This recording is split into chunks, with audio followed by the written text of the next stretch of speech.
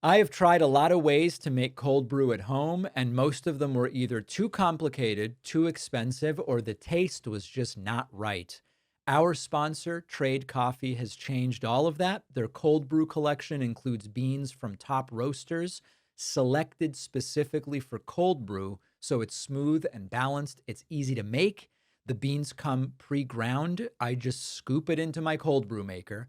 And for a limited time, Trade is giving 50% off a month of cold brew. That's around 60 cups of cold brew for 50% off when you go to drinktrade.com/Pacman. The link is in the description. There are many meal delivery services out there. What sets our sponsor, Cook Unity, apart is that it's the first ever collective of award-winning chefs delivering locally sourced culinary marvels to your door every week. Browse the menu by protein, chef, cuisine, or dietary need to personalize your own menu and find new favorites. Seasonal collections are updated weekly, and new chefs are always joining the team, so mealtime will never be boring. No cleanup or meal planning. Meals delivered, fully cooked, ready to heat and eat in as little as 5 minutes. Enjoy restaurant quality meals for a fraction of the price. Subscriptions start as low as $11 a meal. Go to cookunity.com/PacmanFree or enter code PacmanFree before checkout for free premium meals for life. The link is in the description. Welcome, welcome, welcome. My name is Dan Coe. I am still not David Pakman. The most important topic today is that David Pakman has welcomed a second child into this world. Let's all congratulate him and his family, and let's all hope he gets a little bit of sleep. But there's a lot to cover. As I mentioned in yesterday's episode, I was the Deputy Cabinet Secretary and Deputy Director of Intergovernmental Affairs in the White House. What the hell does that mean? It means that I helped work with the cabinet on behalf of President Biden, as well as worked with mayors and governors on behalf of the president on things like disaster response and all kinds of the gambit. Before that, I was Chief of Staff of the Department of Labor. That is the agency that oversees the Bureau of Labor Statistics. So I gave a little bit of overview of how that works, but I'm going to elaborate a little bit more today. And I worked at the Huffington Post before that as Chief of Staff to Arianna Huffington. And before that was Chief of Staff to Mayor Walsh in City Hall with some dabbles in the private sector. So I am so honored, again, to be a part of your community. I'm so grateful to read all the comments from yesterday, both good and bad. I appreciate the feedback, and I promise that I will try to get better. So I want to start first with a tweet that the president put out about the census. He wrote, "I have instructed our Department of Commerce to immediately begin work on a new and highly accurate census based on modern-day facts and figures. Importantly, using the results and information gained from the presidential election of 2024. People who are in our country illegally will, all caps, will not be counted in the census. Thank you for your attention to this matter." Okay, so we're used to that last line from the president. So NPR writes this. According to a social media post by Trump, that census would exclude millions of people living in the country without legal status, an unprecedented change to how the country has conducted population tallies since the first U.S. Census in 1790. Why is that? Because the 14th Amendment requires that the whole number of persons in each state be included in a key set of census numbers used to determine how presidents and members of Congress are elected. The Trump administration has released no details on the plan. As a result, it is unclear, such as whether Trump, who according to the Constitution does not have final authority over the census, is referring to the regular scheduled national head count in 2030 or an earlier tally. Now, what's interesting about this is not the first time that the president has tried this method. So, according to the New York Times, Mr. Trump tried a similar move in 2020 to keep undocumented immigrants out of the census, but a federal court rejected that attempt, and the Supreme Court declined to intervene, saying at the time to do so was premature. The president's efforts to exert pressure on the Census Bureau, which is part of the Commerce Department, were also unsuccessful. Okay, so let's start with the 2020 attempt. I think it's really important to outline the dynamics here. So I will get to later in this podcast the difference between career and appointees and how this worked. But the bottom line is Trump tried to pressure the census to have this kind of data in 2020. And there were actually career officials. These are people who traverse traverse administrations who resisted his efforts. And so there was a New York Times article that was written about this, how the census stood up to Donald Trump's meddling. Let me read you a little bit from it. There were 10 days left in the Trump presidency, and John Abode and Terry Velkoff had a decision to make. 6 months earlier, in July 2020, President Trump had ordered the Census Bureau, where they were senior officials, to produce a count of every unauthorized immigrant in the nation. Anyway, this goes on to say that these two officials resisted the president's push to do that and to release data they did not feel was accurate. Okay? The problem is this caused the ire of Donald Trump, not just for career officials there, but also Wilbur Ross. Wilbur Ross was the Commerce Secretary. And after the Supreme Court made their ruling, he became somewhat of persona non grata for Wilbur Ross. So that's the situation in 2020. The reason why I give that context is because we all know the one thing that Trump learned the most from his first term to his second term was that he needed to install absolute loyalists at every corner. That's why he prioritized that loyalty over qualifications. We are certainly seeing that, for example, in the Department of Defense with Pete Hegseth. We are seeing it in all over his appointments where loyalty trumps qualifications, no pun intended. We are also seeing that at the Department of Commerce because Howard Lutnick was the head of his transition team. That is a very important role, one you only give to someone that you absolutely trust with loyalty. And so now Lutnick is a key person in this because the census is overseen by the Department of Commerce. So the person who would oversee the development of this is an absolute Trump loyalist, someone who will do whatever it takes to please Donald Trump. You see him in the Oval Office, always capitulating to him, always boosting his ego. So that is the stage that has been set. Here's the challenge. Nobody knows, as mentioned in the article, what Trump means by this census thing. It is required by law that every 10 years the census lines are drawn. It is required by law that every 10 years a census is performed. But that doesn't mean that Trump isn't going to try to change the methodology or make a move right now. And there's a clear reason why he would do that. And I will get to that in a second when it comes to redistricting. But here is the challenge, right? It specifically says in the Constitution that the whole number of persons in each state are counted by this, okay? It does not say U.S. citizens. Now, the population that is derived from the census is used to draw congressional district maps.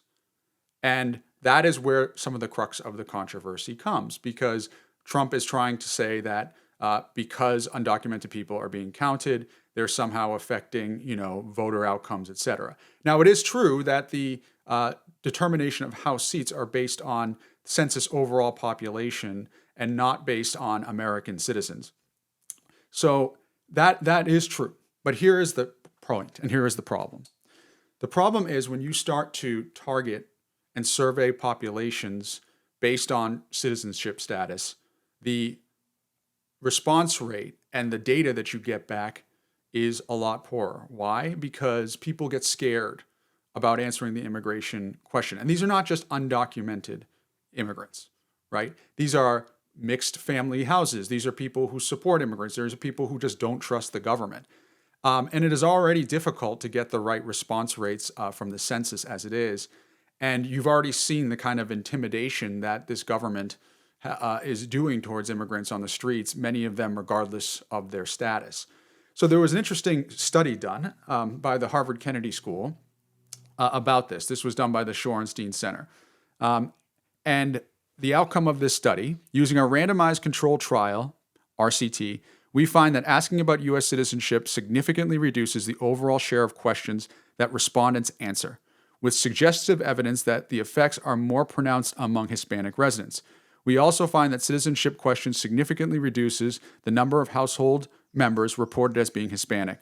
These patterns are particularly stark among Hispanics who report being born in Mexico or Central America. Extrapolating our results to the general population, and this is really important, we estimate that asking about citizenship would reduce the share of Hispanics recorded by the census by approximately 6.07 million, or around 12% of the 2010 Hispanic population, a sizable reduction in the share of U.S. population that would be recorded as Hispanic. And remember, congressional seats roughly are 800,000 or so, give or take, per member of Congress.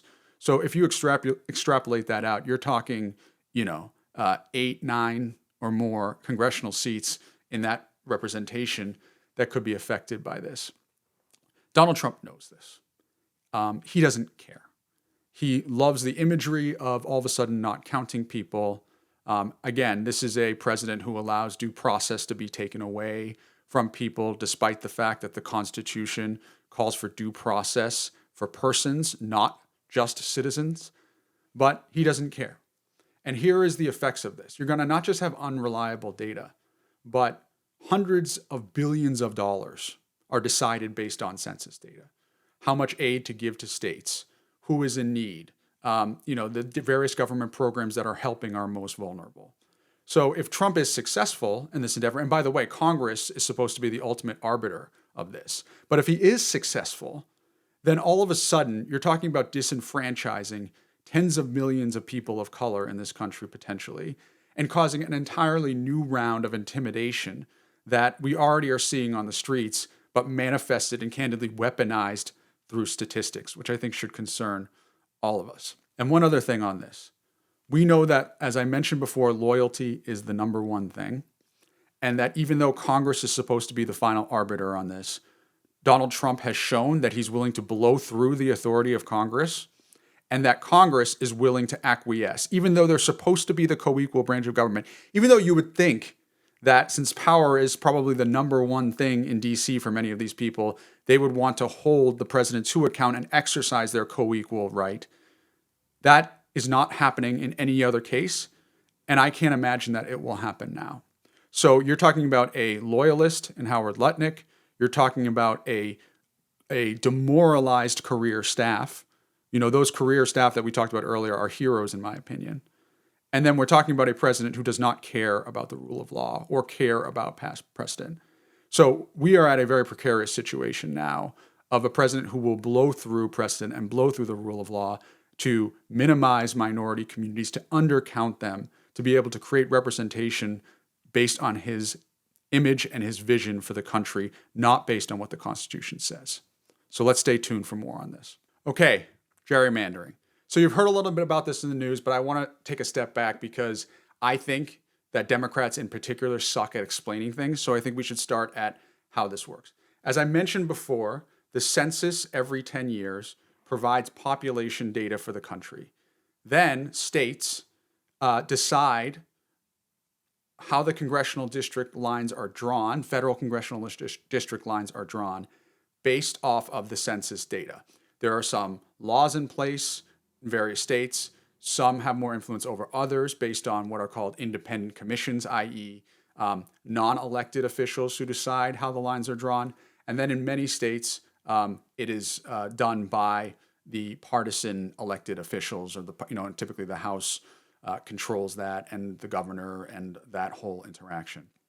I want to give us a case study as to how this can be so incredibly effective in influencing the future of the country. So this is from Instagram. This is actually from Courier News.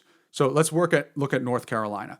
After Democrats outperformed expectations during the 2022 midterms, Republicans in North Carolina redid their congressional map, altering its partisan breakdown from 7D 7R to 10R 4D, basically a proxy for how the people vote in terms of partisan voting.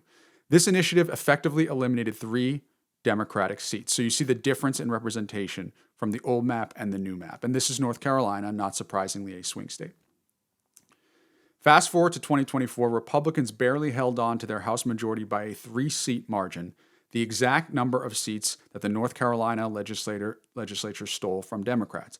Had Republicans in North Carolina not rigged their seats' congressional map, Democrats would have won the House in 2024. So here's the thing. I am a Democrat. I do not like what Republicans do. And it is historically true that Republican-controlled houses are more likely to gerrymander than what we've seen from the Democratic side. But they did nothing illegal. This is part of what the law has allowed them to do. As a matter of fact, there was a Supreme Court case about this in I believe it was 2019. This is an article from The Guardian. The U.S. Supreme Court paved the way for Texas's gerrymandering mess. And so let me read this, and then I'll talk a little bit about Texas.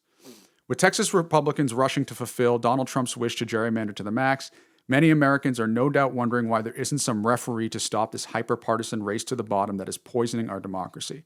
The Supreme Court should be the referee that puts a halt to this ugly, undemocratic mess. But in a short-sighted 5-4 ruling in 2019, the court's conservative majority essentially told state legislatures that anything goes when it comes to gerrymandering. Their message was, no matter how extreme the gerrymandering is, we'll look the other way. So that was a key decision in 2019 that has opened the door for what you are seeing right now. And so what is the implications of this? So here is an NBC News graphic that shows who approves congressional maps. So you look at the legislature, again, those are the state elected officials, are the orange here. Independent commissions are the yellow, and then various other ones. So independent commissions, again, there's some variation to this, but to make it more basic, are non-elected people more likely, as mentioned, to not have the partisanship that you're seeing in the gerrymandering. And there is a interesting chart on this, which is also in NBC News. It says competitive races were more likely in court and commission-drawn district than the ones drawn by state legislators from 2012 to 2030. When commissions or state or federal courts drew the lines last decade, the rate of competitive elections jumped, though safe seats are still overwhelmingly likely. Competitive elections were especially prevalent in states where court-drawn districts. This is the court deciding. 18.1% of these races in those states had single-digit margins from 2012 to 2020. So basically what it's saying is not surprising, when you install elected officials in this process, it causes partisan districting of the congressional districts. This is also a problem as it manifests itself because if you're creating more partisan districts, you're creating a more partisan country because you're putting people in Washington who are more partisan, who are going to more likely try to assuage their base in the districts. I ran, for example, in 2018 in Massachusetts in a 10-way open primary, and something like 20 or 30 of eligible voters in a primary did actually vote. So it just shows you that you have to cater to a small group of people. You have no choice, but the reality is the people who, not necessarily cater to, but the people who actually vote in these races tend to be more partisan and tend to be a smaller, non-representative sample of the whole population. So why does this all matter? Republicans are worried that they're going to lose in the midterms. That is an objective fact. And so instead of trying to figure out how they win over populations and how they make sure that they do things like not cut Medicaid in the big, beautiful bill, they are going to their House and local electeds to try to create new seats for themselves. All right. So Punchbowl just announced that just wrote this morning. House Republicans are now aiming to pick up a dozen or more House seats. Okay, so this is creating Republican-angled House seats throughout the country. Donald Trump, in an unprecedented Donald Trump-backed redistricting drive, looking to head off the Democratic wave in the 2026 midterms and cement the president's power. Republicans are hoping to net a minimum of 3 House seats in Florida as we scoop Thursday, and add that to 5 seats in Texas, 1 each in Missouri and Indiana, plus 2 or 3 in Ohio, where state law mandates a redraw ahead of 2026. Okay, so to focus first on Texas, the reason why you are seeing members of the Democratic electorate there, elected representatives not in Texas, is because they are trying to avoid having a quorum in the House that would allow a vote to happen that would essentially rob Texas of the Democratic congressional seats that they currently have. And nobody knows how this is going to end. There's warrants for their arrest that's being called. They are hiding out in places like Chicago, elsewhere. But eventually there needs to be some kind of vote. So this is just not looking good for Democrats. But that's not enough for MAGA. That's not enough for the president. And that's why you are seeing J.D. Vance go to Indiana and try to lobby the governor there, Mike Braun, to gerrymander his place. And here's the problem with that. This just creates an utter race to the bottom. Okay, I showed you earlier about the different states and the independent commissions, et cetera. But governors of states that are Democratic are fighting back. Gavin Newsom, for example, has rolled out a congressional map that he wants to pick up to 5 seats for Democrats in California. But as you saw on that chart earlier, there's an independent commission there. So what is he going to do? He wants to have a vote to get rid of the independent commission, to be able to do the hand-to-hand combat that he feels he needs to do to combat Republicans. In normal circumstances, I think a lot of us would have concerns about this. In fact, overwhelmingly in polls, it shows that Republicans or Democrats really dislike gerrymandering. But here's the thing. Democrats can't fight with one hand behind their back. This is unprecedented times, and this is time for unprecedented action. That is the reality. So we can't play patty cake with Republicans. We can't sit back and let them take 12 plus seats from us, and all of a sudden they have an overwhelming majority in the House when we would have had that majority.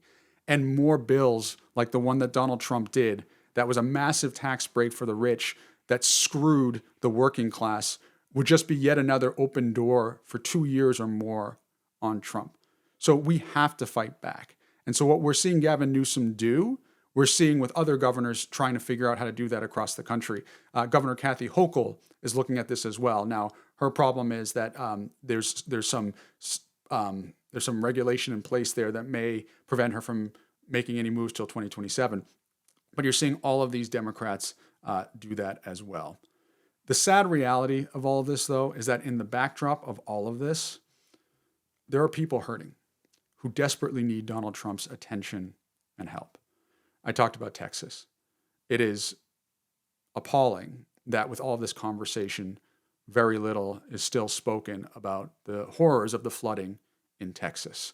But I want to use this platform to talk about what's so important about keeping those people in the front of mind. There was a August 4th article in CNN. It's been a month since the this article in CNN says, it's been a month since the deadly Texas floods. Survivors are grappling with trauma and still waiting on financial help. It tells harrowing stories of people still battling horrible damage, financial fallout, infrastructure. I want to read this one passage. For many survivors who lost their home, it remains unclear how much support they will receive from the Federal Emergency Management Agency, that's FEMA, and other government programs. Even if help comes, it won't be quick. The average FEMA home repair payment for flooding disasters is about $8,000. Madison Sloan, the director of the Disaster and Recovery Fair Housing Project at Texas Appleseed, told CNN, according to her analysis. The figure can be much higher or lower depending on the level of loss, but it's unlikely to be enough. The system is not set up as a safety net, it's set up to fill gaps. So there are people whose homes have been destroyed. They need help. They need help not only from the federal government, from an agency that the president has called to be demolished and completely abandoned, but they need help from those elected officials. And I am a true believer, as someone who spent a significant amount of my time in the public sector, that every second you're not focused on one thing, you are not giving what you can to that thing. And so for every minute they're spending on redistricting, gerrymandering, trying to figure out how to get these elected officials back to the House, they are not on those victims. And today I want to make sure that all of us put first in our minds those victims, because those are the people who are suffering the most right now. And all of us are going to suffer the long term as a result of this race to the bottom. The last thing I would say is this entire saga just continues to suck out the faith that many Americans could have in this government. I come from the local arena.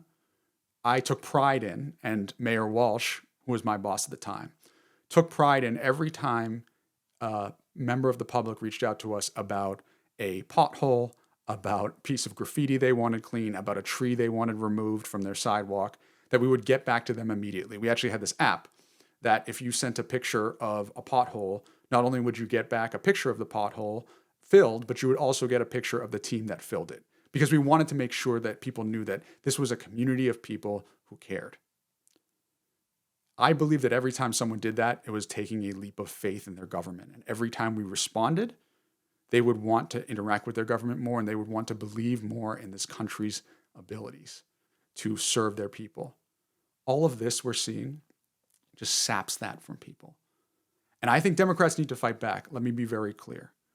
But this entire saga is once again reminding those disaffected voters, those 50%, 55% of people who don't vote in presidential general elections, that government is so cynical. And that's what makes me most sad about what the Republicans have started here. And so we need to fight back, and we need to find ways to keep people's faith in government, because once people lose faith in government, that's when our republic is truly at risk. We continue to fight this president. We will fight this president tooth and nail, but we got to give people reasons to continue the fight. So let's continue the fight. I'm going to take a break now. Again, this is The David Pakman Show. I am Dan Coe. I am host of the People's Cabinet. We do interviews with leaders who are making a difference in this country, as well as giving daily explainers and political analysis when we're able to. So please subscribe to the People's Cabinet. Follow me at DANK, and more to come on The David Pakman Show. If you are spending $6 a day on cafe cold brew or drinking those weird store-bought cold brew concentrates, I want you to know there's an easier, better tasting, and more affordable way. Our sponsor, Trade Coffee, makes it super easy to brew incredible cold brew at home with beans roasted specifically for cold brewing, all delivered right to your door. I've tried a bunch of their cold brew selections. It is smooth, it is fresh, it's as good as any cold brew I've had, and I'm very picky. They even grind the beans for you, so all you have to do is scoop it into a pitcher, add water, steep it overnight in the fridge. Trade works with some of the best roasters across the country and has put together a curated cold brew collection, so you're not guessing what will work well cold. And the flexibility is awesome. You can skip deliveries. You can pause when you're out of town, pick it back up whenever you're ready. For a limited time, Trade is giving you 50% off a month of cold brew. That's around 60 cups of cold brew for 50% off when you go to drinktrade.com/Pakman. The link is in the description. Skip the hassle of planning meals or cleaning up. Our sponsor, Cook Unity, brings a unique twist to meal delivery by being the first collective of award-winning chefs offering locally sourced dishes straight to your doorstep every week. Each meal is fully cooked, ready to eat after only 5 minutes of heating. One of the most memorable meals I've had from Cook Unity is the chicken enchiladas suizas from Chef Santiago Lopez from Mexico. The tender chicken wrapped in corn tortillas with a tangy green mole made with cream cheese and pickled onions went so well with rice. Incredible flavor, satisfying. And with Cook Unity, you get restaurant quality meals without the hefty price tag, with subscriptions starting at just $11 a meal. You can customize the menu to match your preferences. You can explore options by chef, cuisine, protein, dietary needs. And with fresh seasonal selections added weekly, new chefs always joining Cook Unity, there is always something new and exciting to try. Cook Unity's roster of award-winning chefs includes Food Network alums, James Beard Award winners, acclaimed restaurateurs balancing flavor and nutrition with these small batch meals sent fresh, not frozen. Go to cookunity.com/PakmanFree or enter code PakmanFree before checkout for free premium meals for life. The link is in the description. Okay, we're back. Again, my name is Dan Coe. I am host of the People's Cabinet Podcast. We interview leaders shaping America's future, as well as doing explainer videos of a lot of the craziness you're seeing in DC and beyond, as well as a few hot takes. I am filling in for David Pakman. David is celebrating the birth of his second child and is probably very tired. So please send some good vibes to him and his family on this happy, happy moment. So let's get started on our next section here, which is about the Republican distraction machine. There are two main stories that I want to cover today. First is Sydney Sweeney. And I know you've probably seen a lot of this in the news and you're probably exhausted by it. But I think it's really emblematic of the challenge that Democrats have with this ginormous megaphone that Republicans have built, not just in traditional linear media, but in independent media and on social media, that Democrats are still bringing a little trumpet to. Okay, so American Eagle releases this advertisement, and I'm sure you've seen it before. I don't think we need to play it here, but it basically shows Sydney Sweeney buttoning some jeans, and it says Sydney Sweeney has great genes, and obviously it's a play on genes, genetics versus just the genes. So I found this interesting because it first came out, didn't hear a ton about it. And then I heard J.D. Vance on the Ruthless podcast say this. The Democrats have essentially been like, Sydney Sweeney represents like a Nazi white supremacy issue. Do you think it's that deep? And do you think attacking Sydney Sweeney is how they can win back young males? Is that a good move? Yeah, my political advice to the Democrats is continue to tell everybody who thinks Sydney Sweeney is attractive is a Nazi. that appears to be their actual strategy. I mean, it actually reveals something pretty interesting about the Dems, though, which is that you have like a normal all-American beautiful girl doing like a normal jeans ad, right? They're trying to sell jeans to kids in America, and they have managed to so unhinge themselves over this thing. And it's like, you guys, did you learn nothing from the November 2024 election? Like, I actually thought that one of the lessons they might take is we're going to be less crazy. The lesson they have apparently taken is we're going to attack people as Nazis for thinking Sydney Sweeney is beautiful. Great strategy, guys. That's how you're going to win the midterms, especially young American men. Their course correction lasted about 30 seconds. That's right. Lasted 30 seconds. Somehow has gotten even crazier. But again, it's just so much of the Democrats is oriented around hostility to basic American life. So you have a pretty girl doing a jeans ad and they can't help but freak out. It reveals a lot more about them than it does us. No question. Okay.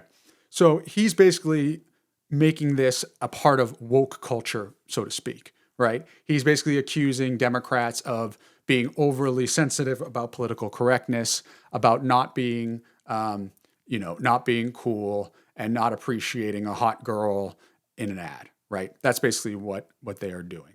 And so I saw this, and then I also saw some online media amplifying this. Now, not just the traditional online independent media.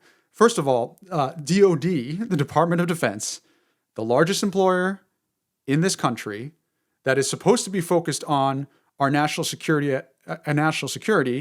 tweeted a picture of Pete Hegseth in jeans.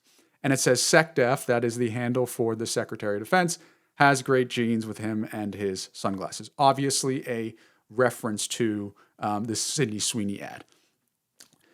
Then, immediately, it was retweeted by Libs of TikTok, which is a very prominent right X outlet, that says, Pete Hegseth has great genes, cope and seethe libs. Again, for me, I was like, this is kind of weird because I don't really see many libs needing anything to cope and seethe. But it also just kind of tipped off a warning bell for me because it made me realize that this was all a coordinated attempt to create distraction and to make everyone think that Democrats are overreacting to something that they're not. Okay?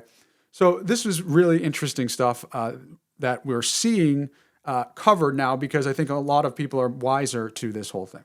So Media Matters did a study. Fox has devoted over 7 times more coverage to Sweeney than the Epstein scandal recently. Fox News has continued to obsess over an American Eagle advertisement featuring Sydney Sweeney talking about her, quote, good genes, spending 4 hours and 50 minutes discussing the ad since July 28th. By comparison, Fox has devoted just 40 minutes to covering continuing developments related to the fallout from the Trump administration's handling of the Jeffrey Epstein files. So this is where it all starts to make sense, right? Jeffrey Epstein was dominating news headlines for weeks. Trump couldn't get rid of it, right? And so what they are doing is creating a distraction to try to paint a caricature of all Democrats in order to distract from the real issue, which is Donald Trump is literally covering for convicted sex traffickers, sending Ghislaine Maxwell, the number one accomplice of Jeffrey Epstein, to literally a minimum security prison that is nicknamed Club Fed, that does not have traditional barrier fencing, that has yoga and Pilates classes, and has some kind of puppy program that because she is a convicted sex offender, she's not allowed to be a part of. That's how ridiculous this is. Ellie Honig, the CNN legal analyst, has outlined how rare this kind of transfer is and can only really be done on a special occasion.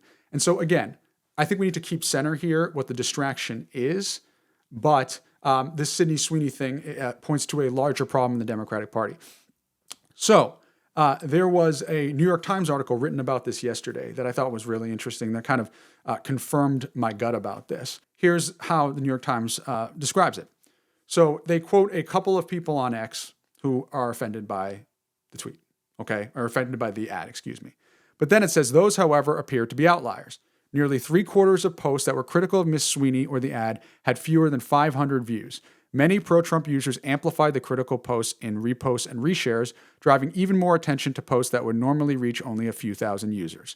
The tide began to shift on July 27th when large right-wing accounts, such as I mentioned before, Libs of TikTok, began reposting critiques of the American Eagle campaign, mocking them as examples of, quote, triggered liberals. Keep This Up, Democrats posted the account, which is run by a woman named Chaya Raychik and has 4.3 million followers on X. This is going to be great for you guys.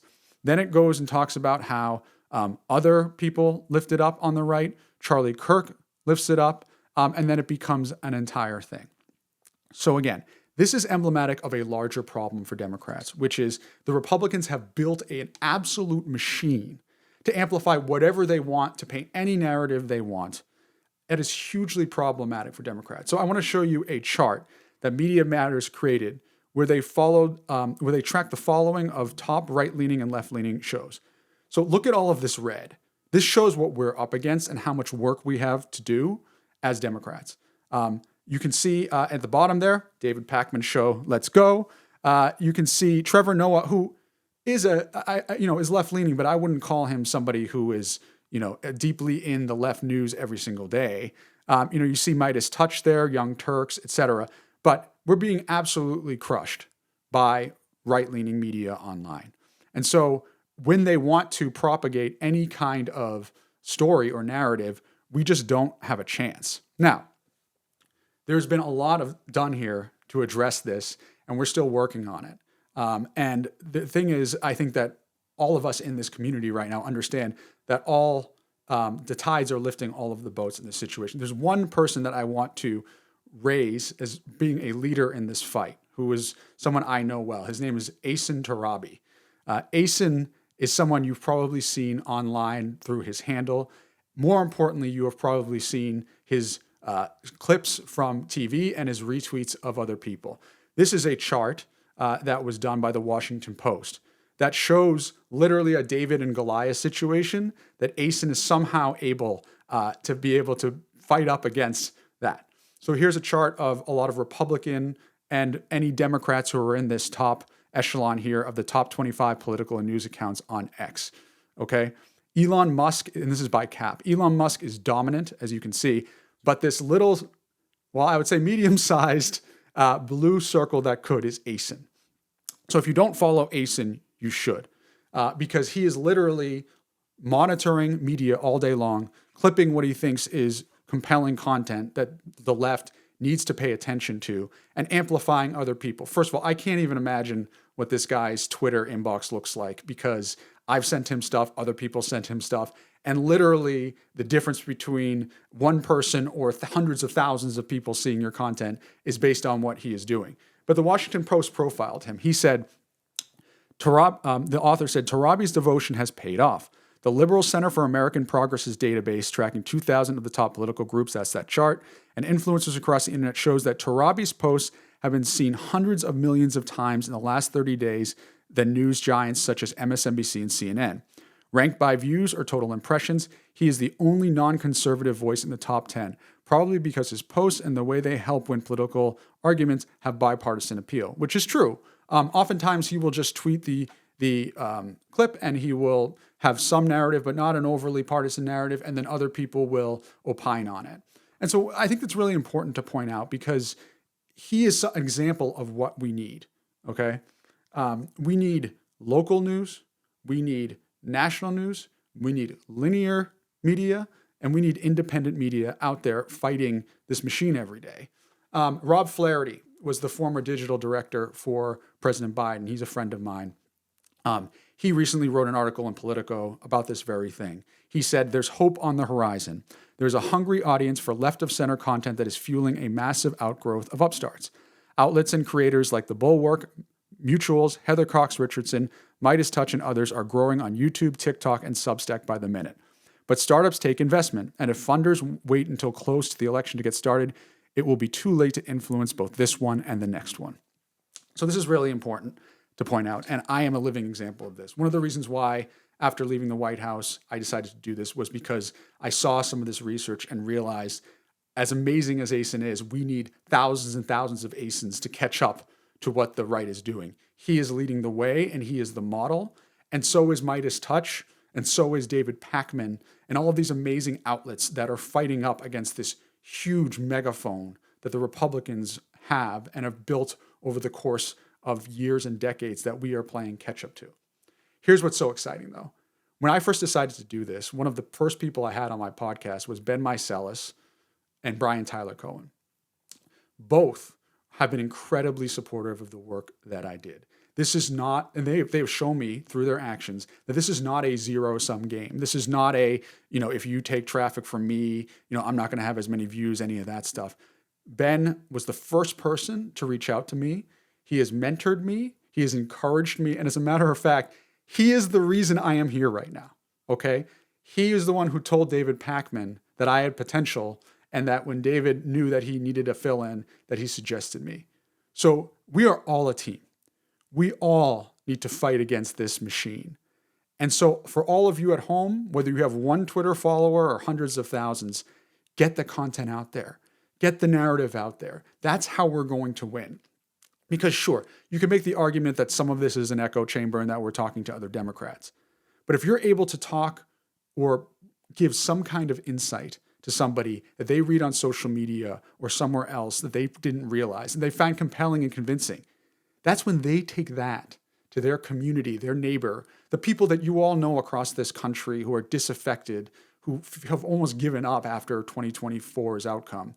And if we can get just one person to change their mind in the right place, that can make all the difference. The difference in Wisconsin in 2020, and Brian Tyler Cohen taught me this, was 1 per precinct, right? That's how close some of these elections were. So if we can get a small number of people swayed through either directly talking to them or whether we are able to get them to talk to their neighbors directly with what they hear, that will change this country, and that will change the trajectory of the country, not only for us, but generations to come.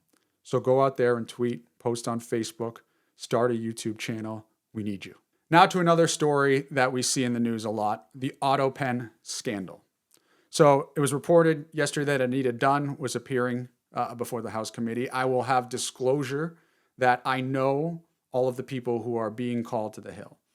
But in my opinion, I will always give you what I think is my opinion on this, and you can make decisions. This is just yet another example of the Republican distraction machine, right?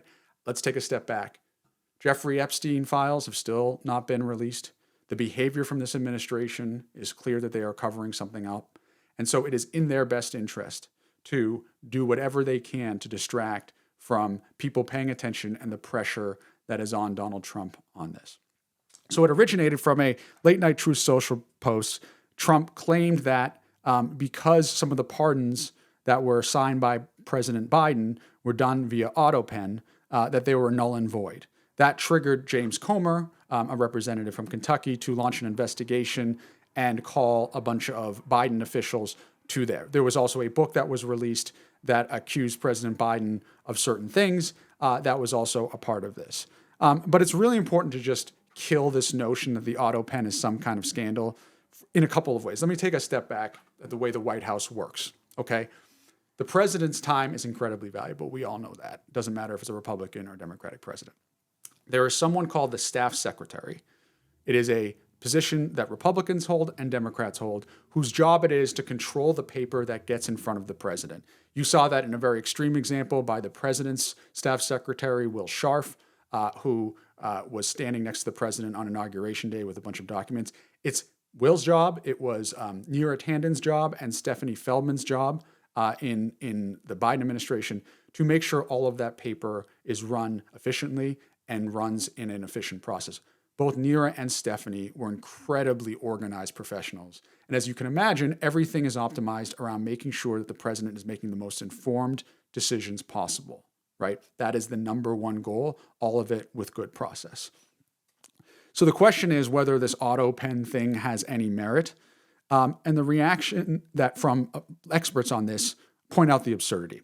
So here's an article that cites Jay Wexler, this is from NPR, a professor of constitutional law at the Boston University School of Law, told NPR he thinks the autopen issue is a, quote, non-starter and a distraction. Importantly, he says there is nothing in the Constitution that requires pardons in writing at all. Quote, the argument that the pardon fails because it was signed by autopen fails at the get-go because there's no requirement that the pardon even be signed, right? On top of that, Trump has admitted that he has used the autopen. Now, he claims that it was for, quote, only very unimportant papers. But the bottom line is he is saying that the president's authority can be used on an autopen by the fact that he did it himself. And so the notion that he can do it, but President Biden can't, is just absurd on its face. And just to be fair to everyone involved, this has been going on for a very, very long time. Jefferson, yes, Thomas Jefferson used a version of the autopen back in the day. Truman did it. JFK did it. Obama did it. As a matter of fact, Bush did it. And he, in 2005, he sought an opinion. And I want to read it, okay? Here's an Associated Press article. There is no law governing a president's use of an autopen. A 2005 opinion from the Office of Legal Counsel at the Justice Department said an autopen can be used to sign legislation. Okay, that is a 2005 opinion from the Justice Department under George W. Bush. So that is a Republican opinion from the Office of Legal Counsel, not a Democrat opinion. Here's the other irony. James Comer, the person who is leading this inquiry. Here's an NBC News article. Representative James Comer has been leading the probe into Joe Biden's cognitive state during his presidency, with Republicans alleging that Biden's occasional use of an autopen to sign documents, a practice other presidents have done as well, demonstrated that he wasn't fully in control. But documents show that some of the letters and subpoena notices that Comer has sent out in connection to his investigation have been signed using digital signature. Not himself. Okay. So Comer, with this drama saying, oh, how horrible is it that we're using autopen, are signing subpoenas digitally, right? Not even signing it himself. So this hypocrisy isn't even being hidden here. And again, this has been done by many presidents. This is not anything, any malfeasance. This is just a complete and utter distraction. And that is part of this whole Republican machine that I talked about before that we should be concerned about. Here's the other thing that they are espousing. You have people coming in to this hearing and they are taking the Fifth Amendment. They are pleading the Fifth, excuse me. That is their right. The Republicans are trying to spin this as Democrats hiding something, okay? That is their portrayal. They are very vocal about that. But I want to read something from a Daily Beast article written. It's a misconception that the Fifth Amendment only applies to the guilty. It is rather about due process, that no person shall be compelled in any criminal case to be a witness against himself, and seeks to prevent the use of torture to elicit confessions. As the U.S. Supreme Court put it, one of the Fifth Amendment's basic functions is to protect innocent men. The attorney for one of Biden's aides cited this precedent in his statement. Okay. So these are not well-intentioned people. These are not serious people, as we see. Comer is using a version of autopen himself to even issue the subpoenas. And so that's why people are pleading the Fifth, because they know that anything that they say could get twisted by this administration into anything that they want to use against them, right? This is not a serious group of people. And it's interesting, when I was doing my research for this segment, I wanted to see what other validators we can find. And I found an interesting validator. I once, and this is a quote from that validator. I once asked, if you're innocent, why are you taking the Fifth Amendment? Now I know the answer to that question. When your family, your company, and all the people in your orbit have become the targets of an unfounded, politically motivated witch hunt, You have no choice. Donald J. Trump. He pleaded the fifth 440 times in a deposition. Okay? So this is all a farce. This is all a distraction from what is happening to this president whose approval ratings are at the lowest that they've been, who's underwater on areas like immigration and the economy, which he ran on. And we need to hold them to that account and not get caught up in this BS. And speaking of, I have one last thing to say. I obviously worked for President Biden. I know him well. So I have certain feelings about some of the accusations against him. Some of the accusations in the book that was referenced, okay? Two of them that were somehow big incriminating bells. That his best work hours were 10 to 4, and that he didn't remember the names of some of the people who worked for him, okay? I think you can't throw a rock in D.C. and find a principal that someone staffs who forgets names of their staffers. That happens all the time. In fact, that happens to everybody, regardless of age. Secondly, I don't know a single person in this country whose best hours aren't during the workday 10 to 4. Okay? So it would be irresponsible, doesn't matter the age, to do that. Now, was President Biden old? 100% he was old. Objectively speaking, okay, he was 82 years old at the time. But here's the thing. I never once questioned his ability to make the right decision for this country. And more importantly, what drove him every single day. And I get emotional when I think about this, but I think it's important to just give you straight what I think, and you can make the decisions yourself. I remember being in the Roosevelt room with the president during the hurricanes, both North Carolina hurricanes and Florida hurricanes. And the Roosevelt room is right next to the Oval Office. And there's a big group in there. The FEMA director was in there. We were talking about what resources we can bring to those places to help people. And it started to break up, and the president was still in the room. And I said to the president, we're really trying to figure out what to do to help people who have lost their homes. And he looked me straight in the eye. And he said, Dan, it's not just about the homes. It's about what's in the homes, the memories that people have built in there, the photos that they'll lose, that they'll never get back. And that is what struck me, because I thought to myself, here's a guy who could not be more cloistered from the public right now. He has 24/7 Secret Service security. There are people, literally snipers on his roof while he sleeps. But he never forgot that empathy and humanity for people. And I just contrast that to what we see today.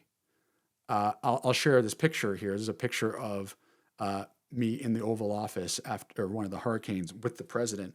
He was there because he wanted to make calls to every official that I could put in front of him who were affected by hurricanes that were happening, because he knew that those local electeds, as a former county executive, county commissioner, he knew, a county elected official, he knew how much stress it was for those people. And he wanted to make a call letting them know that he was thinking about them, that anything he could do for them, that he was there.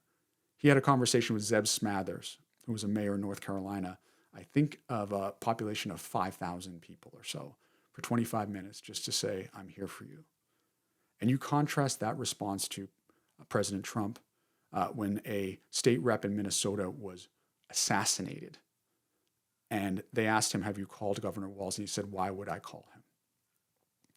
So I ask you to think about all of the things that the president tried to do to help this country. I ask you to think about the work that's coming from the infrastructure bill to help, for example, the Brent Spence Bridge in Kentucky, or a battery plant in West Virginia, or the chips factory that's going to be opening in Ohio that will bring hundreds of jobs, thousands of construction jobs all across this country. I want you to think about that president and the work that he cares about and contrast it to what you see today. This is the David Pakman Show. We'll be right back. Subscribe to David Pakman and subscribe to the People's Cabinet. If you are shopping for a new mattress, I would recommend you start by looking at Helix Sleep, the mattress I've been sleeping on for years, the only one that I recommend because they custom tailor it to your needs. I took their sleep quiz. It took a minute or two. I said, I like to sleep on my stomach. I tend to feel hotter in the middle of the night rather than colder. I like medium firm. And Helix just nailed it, matched me with the perfect mattress. Most people don't even know where to start when you're looking for a mattress, and Helix just makes it easy. There is really no substitute for the mattress that's right for you. Your body will thank you. Delivery was fast, setup was easy. You do get 100 nights to try it out. They'll even take away your old mattress. And right now, Helix has an exclusive offer just for my audience. Go to helixsleep.com/Pakman. You'll get 27% off site-wide. The link is in the description. Donald Trump has already packed his second-term cabinet with loyalists. He's threatened deportation as political punishment. He's expanded executive authority in ways we have not seen in modern history. These are real changes that are happening right now. And what's even more alarming is that a lot of the media is either glossing over the worst of it or they're reframing it so it all sounds a little more palatable. And that is why I use Ground News. This is a news comparison tool. Doesn't just feed you headlines. It shows you here's how different outlets, left, right, center, are covering the same story. And this is one of the few tools I know of that can really help you detect the political spin, the bias, catch stories that your usual sources might downplay or not cover at all, on everything from immigration policy to economic shifts. If you want to get a bigger picture, a broader picture of what's being reported, Ground News is an invaluable source to keep you informed. And Ground News is offering my audience 40% off their top tier Vantage plan. You'll only pay $5 a month. Go to ground.news/Pakman or enter the code Pakman in the app to get started. The link is in the description. Okay, we are back. My name is Dan Coe. I am host of the People's Cabinet. We interview people who are shaping America's future as well as explaining what the hell is going on. I am filling in for David Pakman. The most important story today is once again, David Pakman has had his second child. That we all send good energy his way and to his family. I'm really grateful to him and to the entire community for welcoming me. Thank you for all of your kind words. They really do mean a lot. So now we're going to be talking about my favorite topic as someone who used to oversee the Bureau of Labor Statistics, the Bureau of Labor Statistics. Now, don't worry. I'm not going to explain the whole thing for 15 minutes like I did yesterday, though that is a clip that you can listen to if you want to. But the thing that I did highlight yesterday was what Trump's future playbook was going to be. It's going to be trash the BLS methodology. That was step 1. 2, nominate someone who says it needs, quote, updating. 3, funnel cash to outside help, enriching allies. 4, surprise, the numbers go up. And 5, compare apples to oranges and brag about record growth. That's what the playbook is. And we're already seeing that playbook happen. So let me introduce you to a guy named Stephen Moore. He's an economist. He was also a co-author of Project 2025. And I found this interesting Vanity Fair article in 2019. And here's an interesting tidbit that I should read. Quote, "Here's my challenge to any informed voter of any partisan leading," tweeted University of Michigan economist Justin Wolfers about Stephen Moore. "Call your favorite economist, whether they're left, right, libertarian, or socialist. None of them will endorse Stephen Moore. He's manifestly unqualified. And I'm totally serious about this. I think Ivanka would be a better pick for the Fed than Stephen Moore." Okay? So that's a little bit of a bold statement, but obviously this guy is not the most reputable person in the world. So I want to play you a video from when the jobs numbers came out. Again, this was August 1st. At the first Friday of every month, the jobs report comes out. So this was just done at 8:30 a.m. and it's done live and it's very dramatic on CNBC and Fox Business. So this is Fox Business. Stephen Moore was on. So let me play this clip. 73,000 jobs. 73,000 jobs created in the month of July. Number just coming out. And that's total.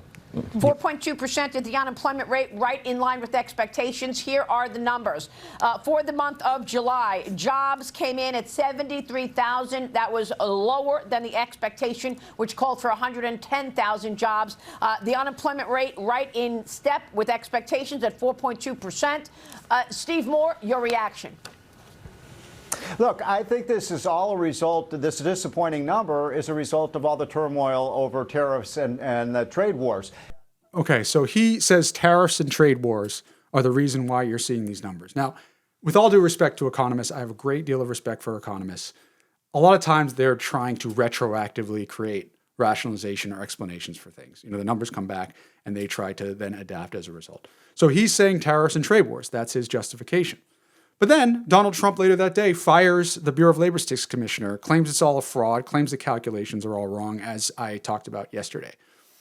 So this is what people do to appease Donald Trump. Stephen Moore prints a couple charts, okay, and waltzes into the Oval Office. So this was yesterday, and this is example of step one, okay? Step one of the playbook, which is trash the BLS methodology. So here he is in the Oval Office yesterday with the president. Yes, George. Thank you, Mr. President. So I called the president because I had some very good news from some new data that we've been able to put together that no one has ever seen before, and I'll just very quickly go through these. So I was telling the president that he did the right thing in calling for a new head of the Bureau of Labor Statistics, because this shows that over the last 2 years of the Biden administration, the BLS overestimated job creation by 1.5 million jobs. Mr. President, that's a gigantic error.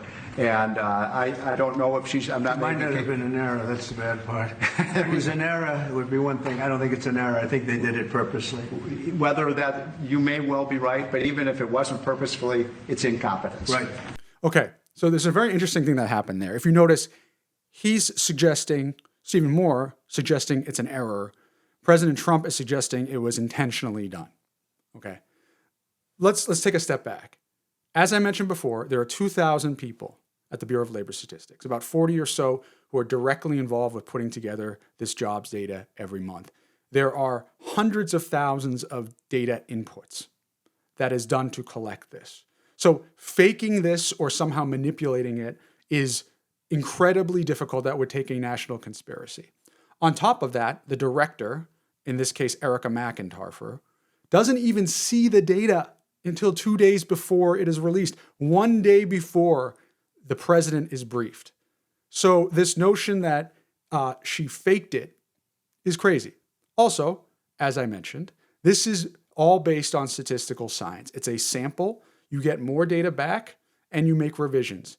And so it is not sound at all for her to have modified the data somehow when she saw the revisions needing to what it would be. It is her duty as an economist to accurately report the information that is presented to her. There is no faking here. And even if she wanted to fake it, there's no process to do that. On top of that, they talk about 2023 and 2024. In March of 2023, and I should say January and February, the complete months of 2023, Bill Beach was the commissioner, not Erica McIntyre. And Bill Beach was a Trump appointee. And by the way, I worked very closely with Bill Beach and I have great respect for him. These are people who are taking career officials who have been there for a very long time and shepherding this data, okay? Another thing that I want to point out is that Trump keeps talking about 818,000 jobs, but what he's leaving out is something really interesting. These numbers of 818,000 were later reduced. Here's a Politic fact. The adjustment announced August 21st, 2024 was preliminary, with a final number based on complete data to be released in February 2025. When the agency published that final number, it was a smaller decrease of 589,000, rather than the preliminary decrease of 818,000. This means Trump was wrong on CNBC. By the way, that's the interview that we played yesterday. Trump was wrong on CNBC when he said the final number was more than the original 818,000. Now, we're not at all surprised that Trump is lying, okay? But the reality is, like, PolitiFact checked monthly employment revisions published around the time of 2024 election, okay? These revisions are made every month. None of these were close in scale to the 800,000 or 900,000 figures that Trump repeated, right? So this is just a lie to make things look like there's some kind of justification for what Erica McIntyre did. Now, is even that reduced number a large number? Yes, it is. But it's not out of the realm of, in some cases, a lot more jobs number revisions happened, for example, after the Great Recession. So you can say that it is a large number, but to suggest that it was somehow a books cooking is crazy. And if you look at actually the chart that was brought into the Oval Office because it was fuzzy on the screen, it's just unclear where any of these numbers are coming from.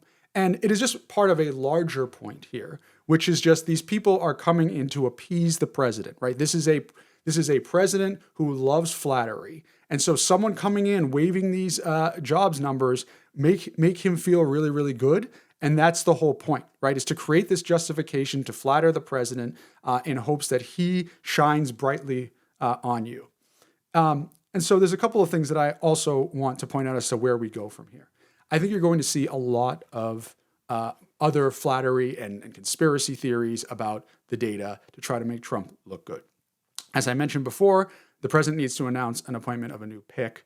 The person who is in that position in the interim is a guy named Bill Watrowski. Okay, he has been a career, nonpartisan person at the Bureau of Labor Statistics for a very, very long time. He is somebody who will not fudge the data. And again, part of the structure of career officials is to make sure that is the case.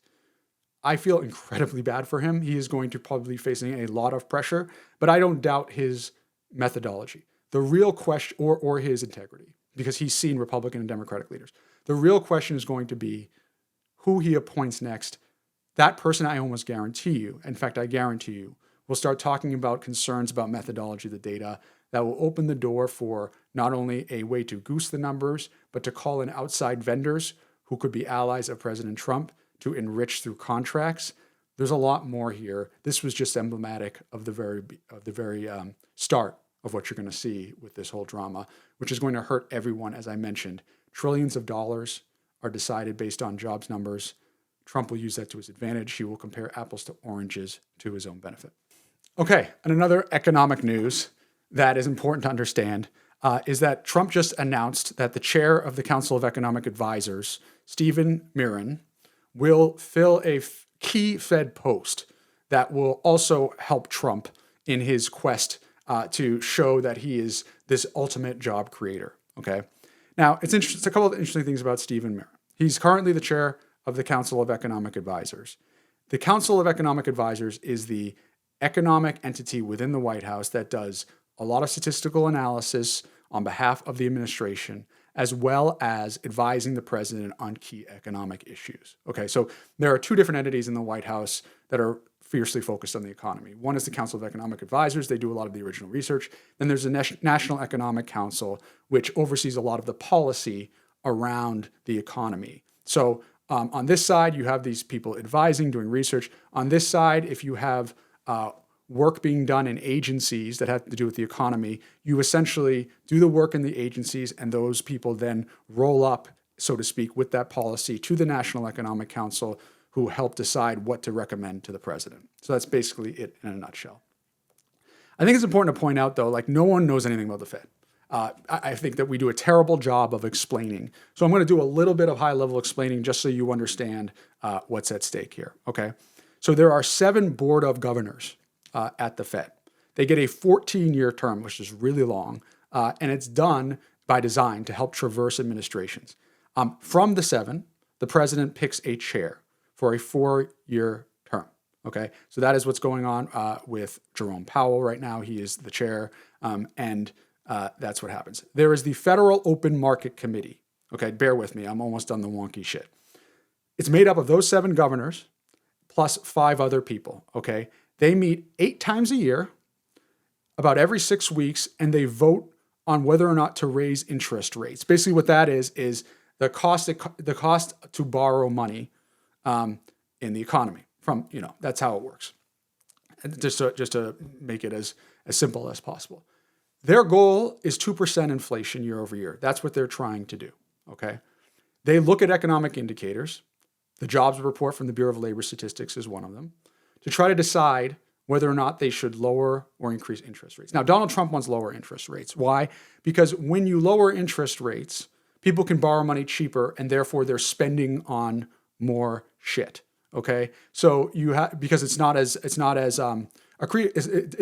beneficial to just leave it in a bank account to gather interest when the interest rates are low, right? And Donald Trump wants boom. He wants people spending money. He wants people out there. The risk of doing that is you get inflation if you're not careful, okay? And that's why the Fed is being so careful. And by the way, that's why they're independent, is because you want to make sure that these are informed decisions based on indicators versus based on the whim of a president who just wants to see people spending more money, okay? So that's part of the reason why the president's so stressed out about the Bureau of Labor Statistics, because he wants to get interest rates lower. There is a indicator for inflation that is tracked by the Department of Commerce that is one of the central things that the Fed looks at. And over the course of the last few months, that number, that again, their goal is 2%, is now upwards of 2.8%.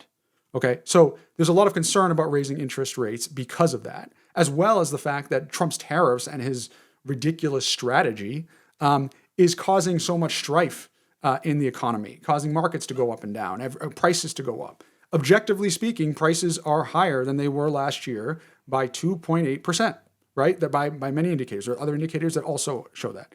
So there's right to be concerned here. Trump is putting one of his loyalists in there, right? One of those 7, because he knows that he needs more people in there who are critics of Jerome Powell, which this person is, okay? And that person is going to pressure Jerome Powell more and more to try to change interest rates. So Trump is trying to remake the Fed in his image. Now, I'll be fair to say that it is the right of the president to appoint whoever he or she wants. But this is just another campaign for the president to try to get a decision that should be apolitical to be political.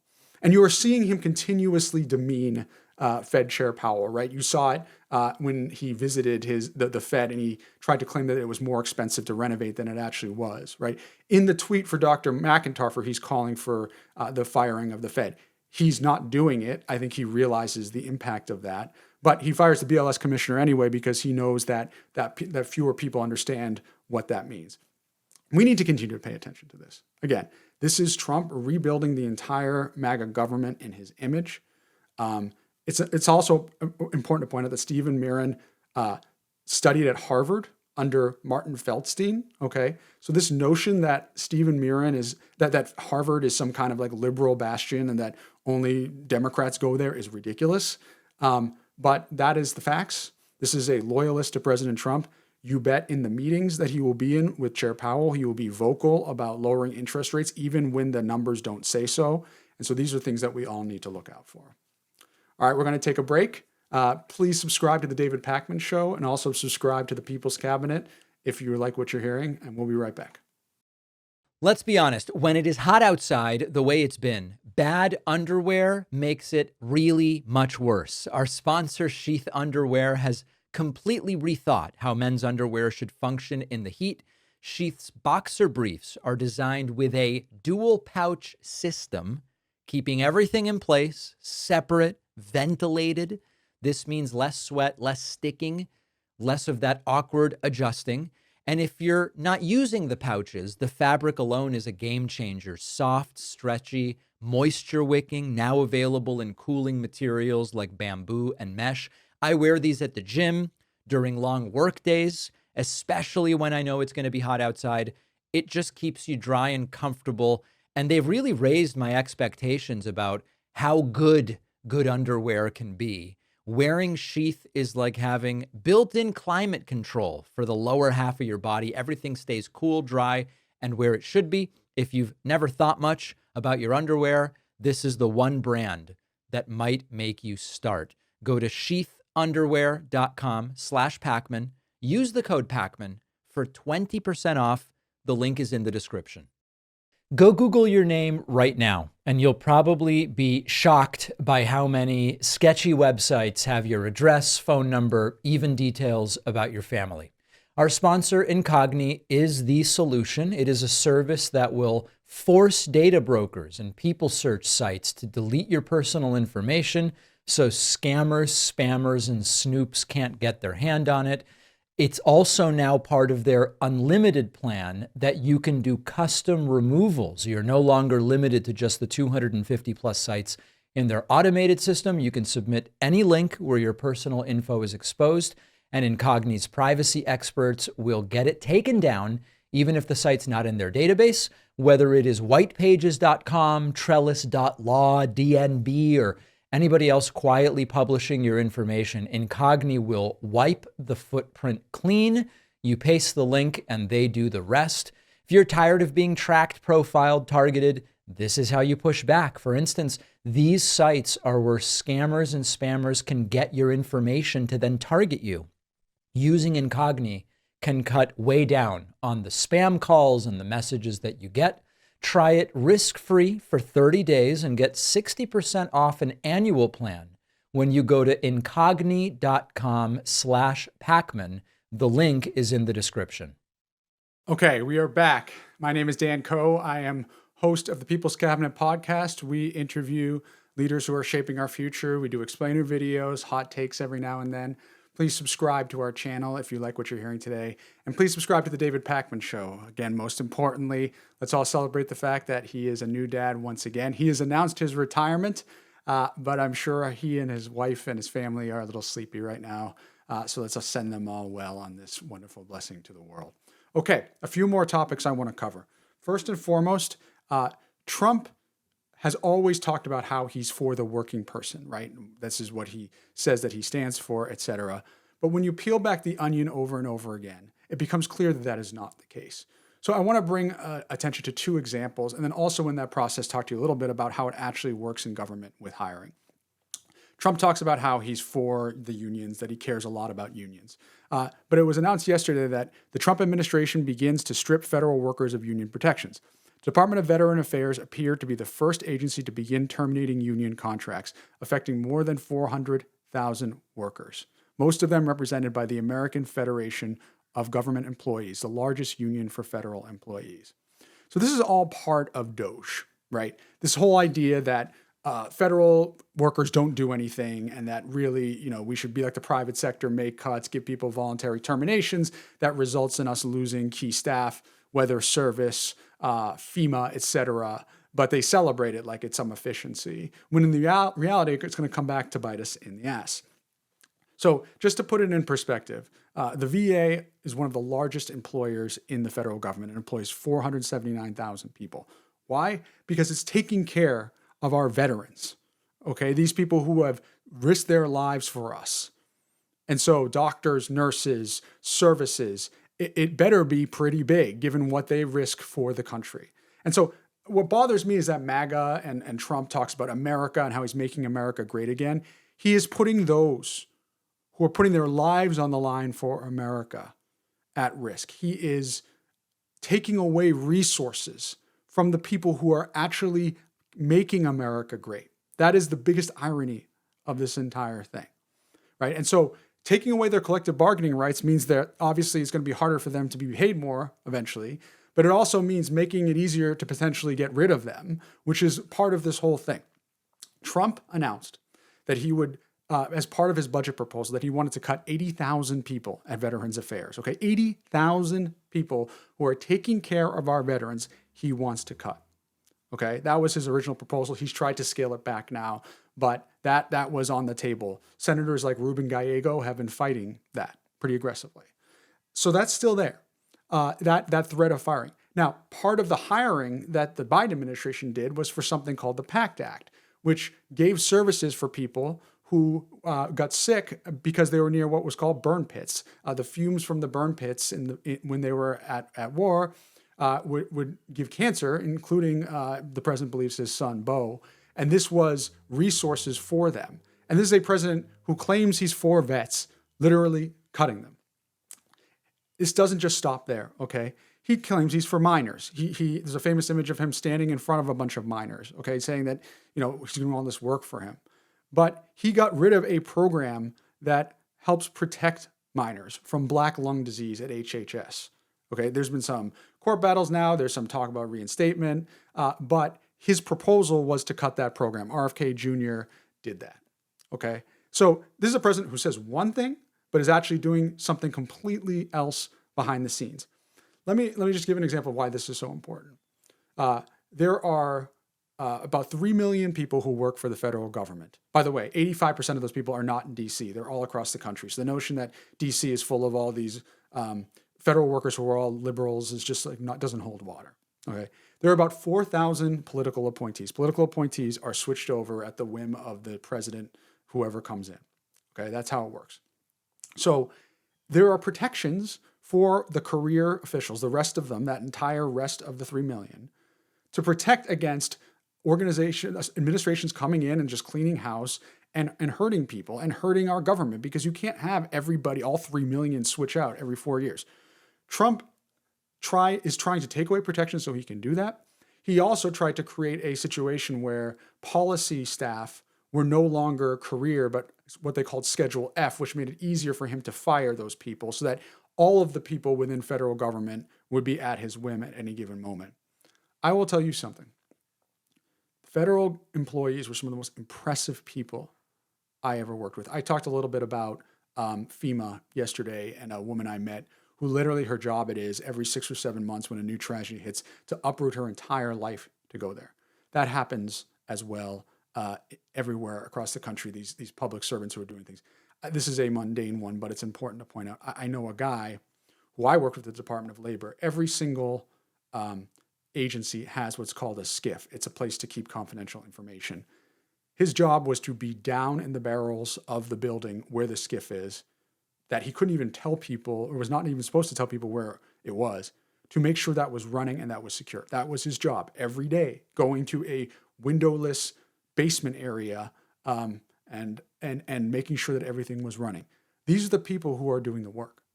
These are the people that President Trump claims to be supporting. And instead, he's hurting them. And that's what this entire irony of MAGA is for Donald Trump, claiming that he's for workers, claiming he wants to make America great, but the very people who are making America great, he's undermining behind their backs.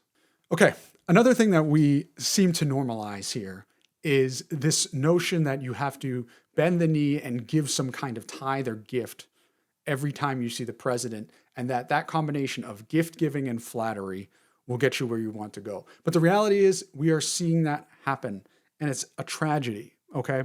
So the Washington Post article that came out today, America's CEOs come to the White House bearing gifts and flattery. So yesterday, Tim Cook came to the Oval Office. This is a executive who gave $1 million, by the way, to President Trump's inauguration committee.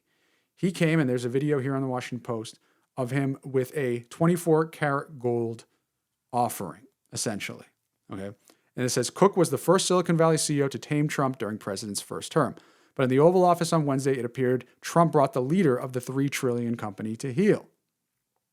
So he gives this gift and he says, you've been a great advocate for American innovation and manufacturing, and I'm grateful for your leadership and your commitment. Okay. Here's what, and he also announced, by the way, that he is going to have an additional $100 billion in U.S. manufacturing over the next 4 years. That is a good thing. It is good that jobs are being created in the U.S. The article then goes on to say, the flattery appears to have paid off. Trump announced in the same meeting that he planned to levy 100% tariffs on semiconductors imported to the United States. Apple would be exempt, he said, because the company is building in the United States.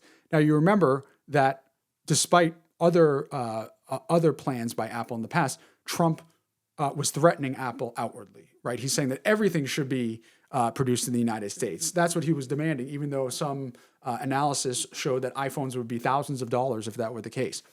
But now all of a sudden he's about faced because he's seeing all this flattery. And it's not just about the investment that Apple is making here, because Apple has been making investments in the United States. It's about the orientation. It's about bending the knee, giving these gifts. We've seen this with other executives. Jensen Huang, okay. Jensen Huang is the head of NVIDIA, one of the most successful companies in the world, especially when it comes to AI and semiconductors.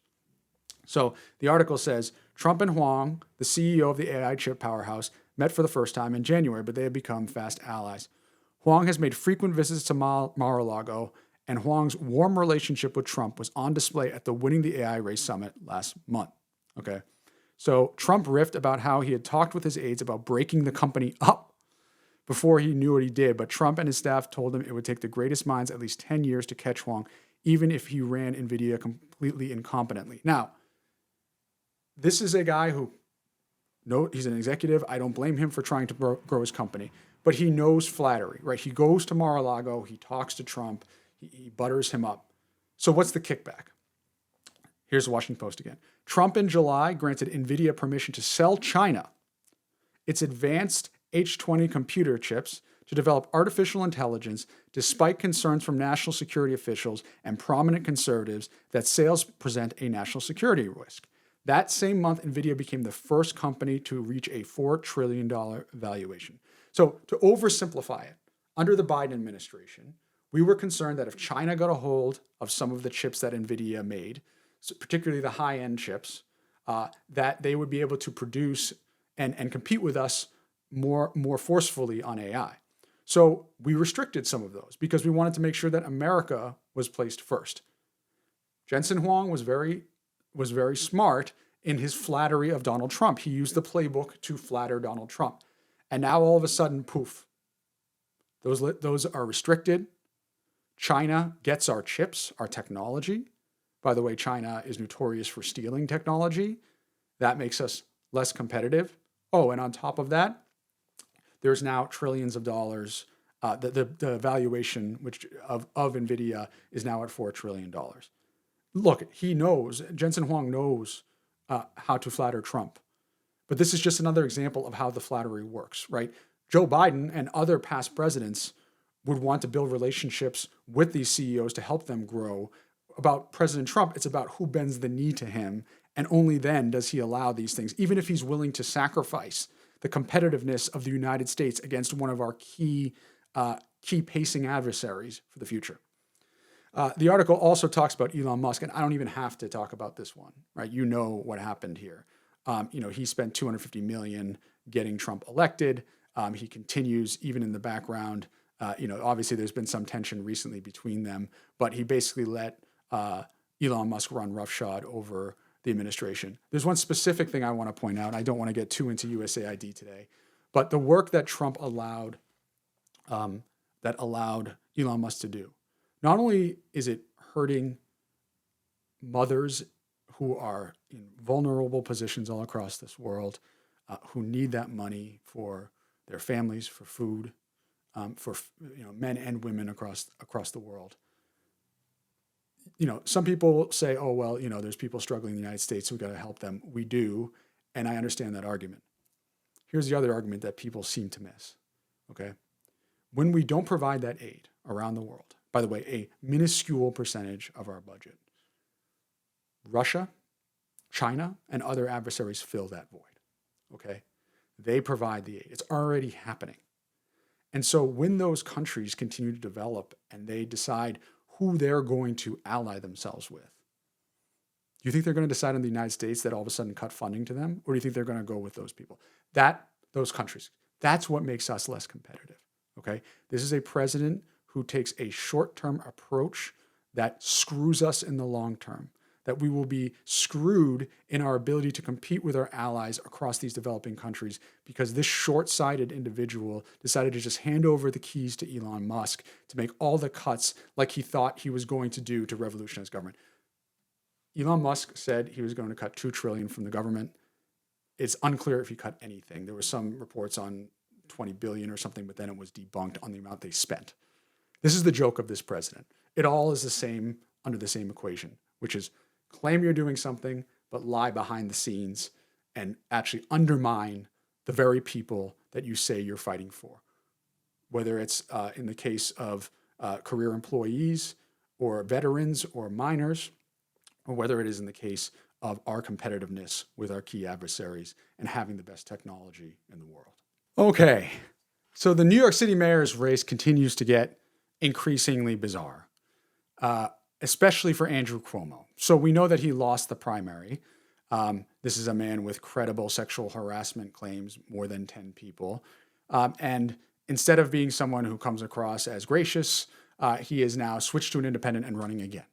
But that doesn't stop with just that, right? Some of that is politics. That's what Eric Adams is doing.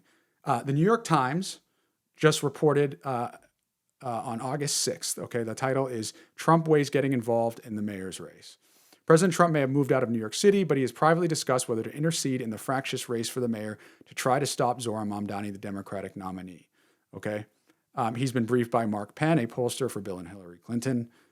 And in a previously undisclosed call in recent weeks, Mr. Trump spoke directly with Mr. Cuomo, an old associate and foil, according to 3 people briefed on the call who were not authorized to discuss it. Now, to be fair, Andrew Cuomo claims that he did not have this discussion, right? But there are 3 individual people who have sourced that says that he did do this, okay? Now, let's listen to what Andrew Cuomo said in a debate about Donald Trump and his feelings about him. We're going to protect our immigrants. This is a sanctuary city, and we are going to defend the laws of the sanctuary city. We have an NYPD that is the largest police force in the United States of America. Donald Trump only picks fights that he can win. He cannot win a fight with me as mayor of New York. Mr. Mamdani. Donald Trump only picks fights he can win. He cannot win a fight with me as mayor of New York. That was his line, which is interesting because the New York Times released another article yesterday.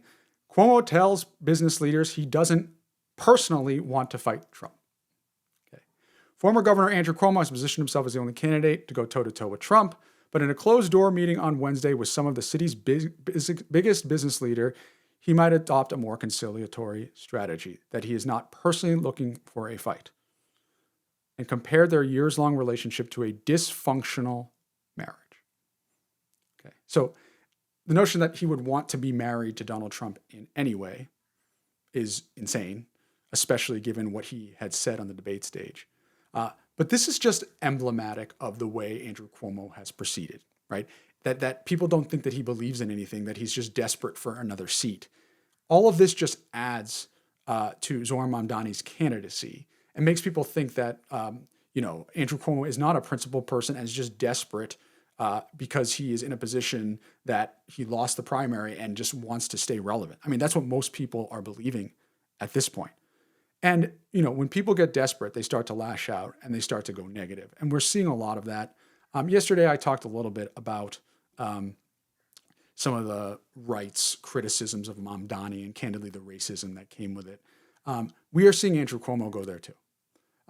Obviously, Mamdani had put out literature in the past with some allusions, but Andrew Cuomo put this out yesterday. Okay, it's a video of Zohran Mamdani pausing as he speaks. Okay, very quick video. 1 week after his vacation at a family compound in a country where LGBTQIA+ are murdered, the do-nothing assemblyman is looking absolutely exhausted. New Yorkers need to know, can the assemblyman keep up the pace of holding down a full-time job? Not looking good. Okay, a couple things to unpack here. First, he is from Uganda. He has never denied that. He recently got married, and he wanted to celebrate his marriage in Uganda. I'm not sure how, I just don't know how that is something to criticize. But here's what's really frustrating, okay? His line about in a country where LGBTQIA+ people are murdered. There are 50 million people in Uganda, okay? The notion that somehow Zohran Mamdani, what he's trying to do is imply that Zohran Mamdani believes that LGBTQIA+ people should be murdered, or that he's somehow a part of a culture that you should be afraid of. This is exactly the same shit we are seeing from the right, from Charlie Kirk implying that somehow he was involved in 9/11, to Matt Walsh implying that foreign-born people aren't Americans. So what are we going to do now? Look at the ethnicity of all of the people in this country and try to see whether their things that happen in their countries apply to them somehow, and that therefore they should be othered.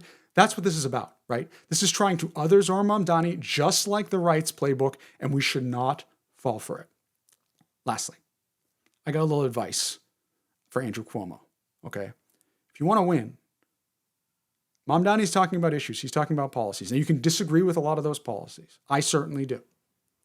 But he's talking about them concretely, and I want to leave you with one last thing. This is a video and a tweet that Andrew Cuomo put out, okay? A Let's Do This tweet, July 23rd, right around when he decided that he was going to run as independent. Every New Yorker has a different opinion. That's what makes New York, New York. But the one thing I hear everywhere I go is that our small businesses are being crushed by city government. There is too much red tape, unnecessary regulations, and fines that drive them out of business. Too many storefronts are vacant. Too many restaurants, bars, and shops forced to close. Starting day one, I'll cut bureaucracy and fight to bring businesses back. Let's do this. Okay. That is the biggest word salad I have seen in a tweet. Yes, there is too much red tape. Yes, fines bring people out of business. Where's the concrete proposals? Okay. Mamdani, you can disagree with them, but you know where he stands. Okay. Cheaper groceries, free transportation, rent freezes. Does it work economically? I have a lot of concerns with it, but at least you understand where he is. So what are you going to do to cut red tape? What are you going to do to reduce regulation? Are you going to cut the fines completely? Okay, what are you going to do with the revenue you're using for those fines, right? Those are all things that you should have concrete proposals to. And by the way, Cuomo has good stories to tell. He has good stories to tell about LaGuardia and transportation, and he's starting to do that. But this kind of word salad stuff reeks of a poll-tested message that was just regurgitated into a tweet. And again, it is emblematic of why he is losing. So that's it for the David Pakman Show today. Please subscribe to David Pakman Show. You can do that with the subscribe button below. And if you like what you heard today, please subscribe to the People's Cabinet. I am so grateful to David for this opportunity. I'm so grateful to the larger ecosystem for giving me this chance. And I'm particularly grateful to you. It is so meaningful to me to see all of your feedback, positive or negative, in the comments. So please keep it up. Other things you would like us to cover, please let us know.